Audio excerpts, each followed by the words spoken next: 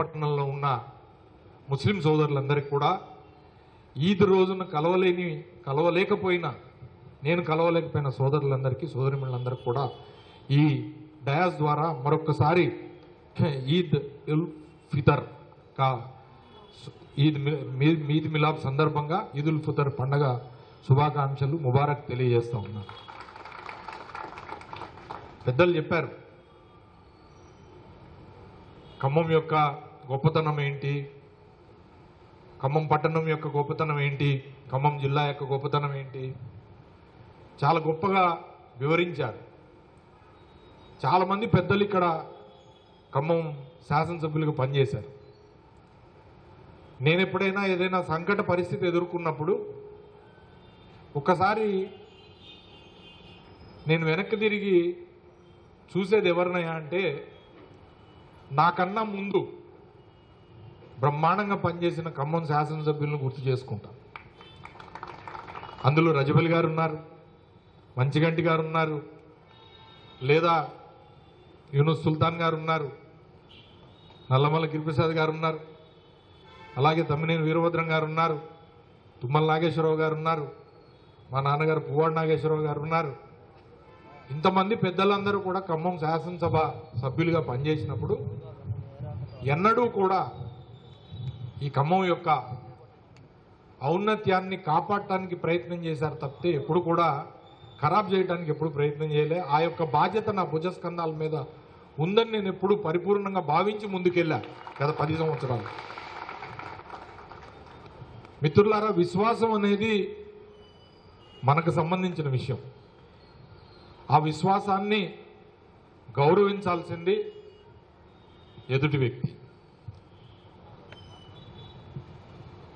గీతలో కూడా చెప్తారు పరమత సహనం చాలా అవసరం అని. పరమత సహనం అంటే ఏంటి? పరుల యొక్క మతాన్ని గౌరవించి సహనంతో మెలగటం అనేది అది హిందూ ధర్మంలో ఉంది, ఇస్లాం ధర్మంలో ఉంది, క్రైస్తవ ధర్మంలో కూడా ఉంది. నీ ధర్మాన్ని ఆచరించడం అనేది అది నీ యొక్క హక్కు. దాన్ని ఎవ్వరు కాదనజాలరు. కానీ పరిస్థితులు దేశంలో గంభీరంగా మారుతున్నాయని పెద్దలు చాలామంది చెప్తా ఉన్నారే, ఆ గంభీరమైన పరిస్థితుల్లో మనం ఇవాళ మాట్లాడుతూ ఉన్నాం. ఒక పక్కన ఈ ఈద్ మిలాద్లో నేను మా అందరూ ముస్లిం సోదరులు, హిందూ సోదరుల మధ్యలో, బ్రహ్మాండంగా క్రైస్తవ సోదరుల మధ్యలో మాట్లాడుతూనే చాలా బాధగా ఈరోజు మాట్లాడుతున్నది కారణం ఏంటంటే, నిన్ననే వక్ఫ్ బిల్లు అమెండ్మెంట్ బిల్లుని నిన్న రాజ్యసభలో పాస్ చేసి ఒక దుర్లభమైన పరిస్థితుల్ని ఈ దేశంలో తీసుకొచ్చిన సందర్భాన్ని గుర్తు చేసుకుంటా ఉన్నాం. ఛాందసవాదులు చెప్తా ఉన్నారు ఇంకా రాబోయేది మతాన్ని మార్చేదానికి నిరోధించే బిల్లు మాత్రమే ఇంకా ఉంది, ముందుంది, చూస్తూ ఉండండి, అది కూడా తీసుకొస్తామని హుంకరింపులు చూస్తూ ఉన్నాం చట్టసభల్లో. ఇలాంటి పరిస్థితుల్లో ఒక సెక్యులర్ వాదిగా ప్రతి ఒక్కళ్ళు ఆలోచించాల్సింది, మన దేశంలో ఉన్న ప్రతి ఒక్క పౌరుడి యొక్క రాజ్యాంగ హక్కు కాపాడబడాలి. వాళ్ళ యొక్క హక్కు కాపాడబడాలి అంటే మనం అందరం కూడా ఐక్యతతో ఉండాల్సిన అవసరం ఉంది భాయి సాబ్. ఆ ఐక్యత చాలా అవసరం. కొన్ని చోట్ల కొన్ని రాజకీయ పార్టీలు గెలవటం కోసం కొన్ని స్లోగన్లు యూజ్ చేశారు, కటెంగేతో బటెంగే అని. నేను ఇక్కడ చెప్తున్నా, హిందూ ముస్లిం సోదరులారా, క్రైస్తవులారా, మనందరం కూడా ఐక్యతగా ఉండాల్సిన అవసరం ఉంది. నైతో కటెంగేతో బటెంగే, ఇది ఖమ్మానికి వర్తిస్తుంది. మనందరం కూడా ఐక్యతతో ఉండాలా. ఈ ఐక్యత సాధించి పెట్టింది మన పెద్దలు. మనం అందరం కూడా ఈ రోజున ఇంత ప్రశాంతమైన వాతావరణంలో ఉన్నామంటే अमन और शांति के साथ हम जी रहे हैं, इसका फल हम खा रहे हैं. इसके लिए बहुत सारे कुर्बानियां दिए गए हैं. जो कुर्बानियां दिए गए हैं उसका फल हम जो है आज खा रहे हैं. तो इसीलिए हम सबके ऊपर जिम्मेदारी रहता है कि यहाँ पे अमन और शांति बरकरार रखना हर एक की जिम्मेदारी है. वो खुद जो है हमें सेक्युलर बोल के कपड़े फाड़ लेने की बात नहीं है. जब जरूरत पड़ी तो आपको दिखाना जरूरी है कि आप सेक्युलर यहाँ हैं.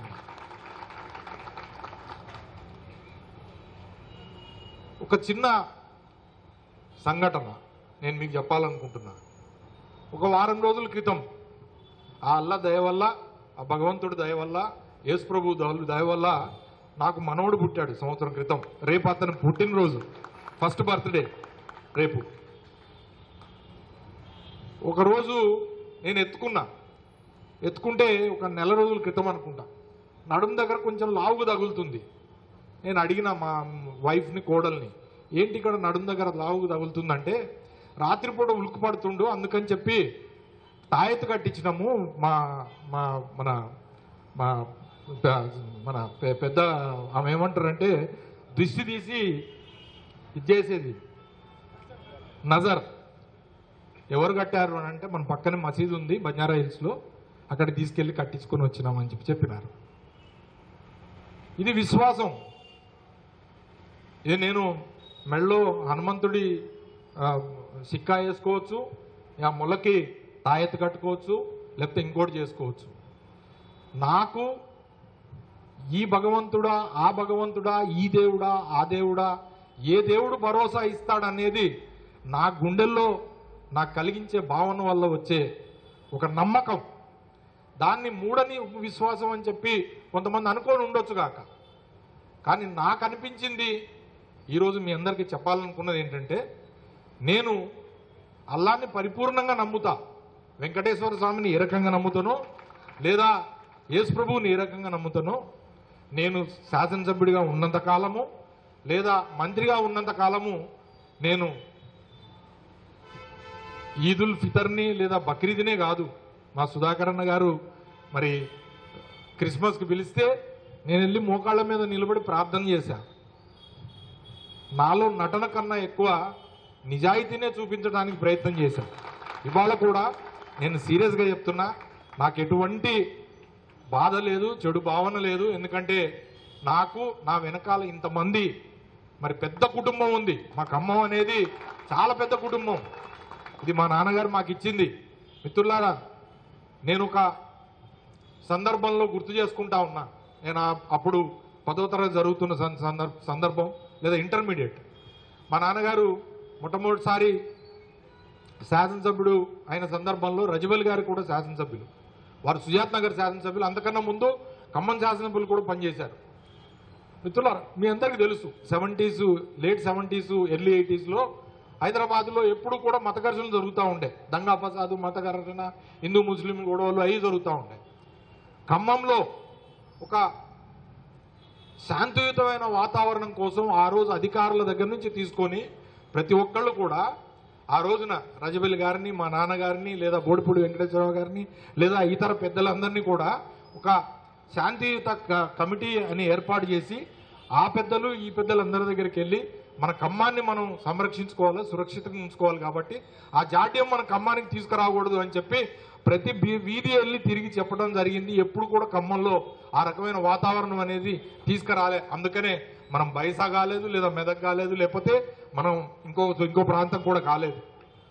అలాంటి ఒక గొప్ప మంచి సంస్కృతి కలిగిన ఖమ్మం పట్టణంలో నాకు అవకాశం ఇవ్వటం వల్ల నేను 2 సార్లు శాసనసభ్యునయ్యా, మంత్రి అయ్యా. నేను చాలా గర్వంగా ఫీల్ అవుతా, మీ అందరి యొక్క ఆశీర్వాదంతో ఇంత వాడిని అయ్యానని చెప్పి.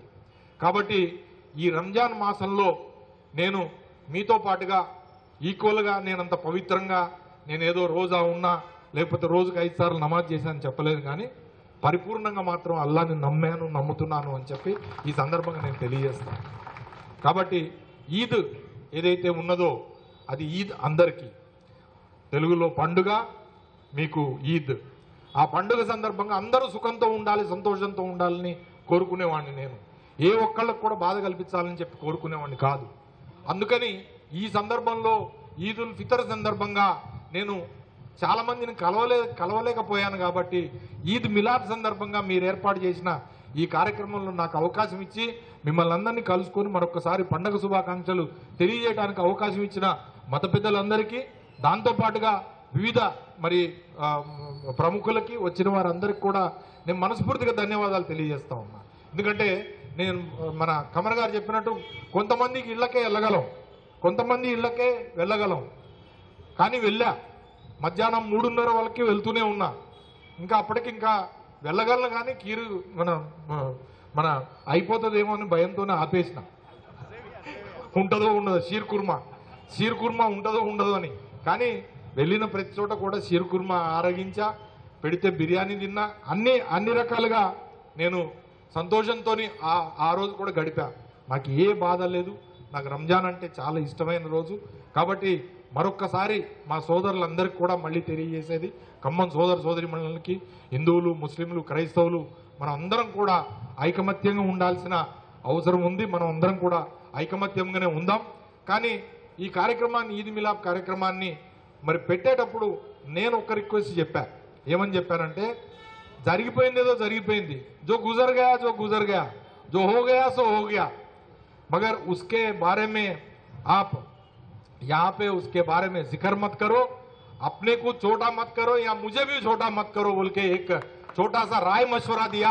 वो सारे जो है राय मशवरा आपने लिया है, उसके लिए भी बहुत बहुत मैं आभारी हूँ. आपके लिए बहुत धन्यवाद और शुक्रिया अदा करते हुए अब रमजान का महीना हो गया है. अगला कोई भी ईद आएगा, जरूर मौका मिलेगा, फिर आपसे मैं मिलन होऊंगा, मैं मिलूंगा. और ये प्रोग्राम खास करके हमारे नौजवान भाइयों ने एक जिद पकड़ के जो करे, हमारे तौसी साहब, हमारे बॉबी टीम और फिरोज भाई, ताज भाई, कपिल भाई और सब लोग जो है अजा और 1 मिनट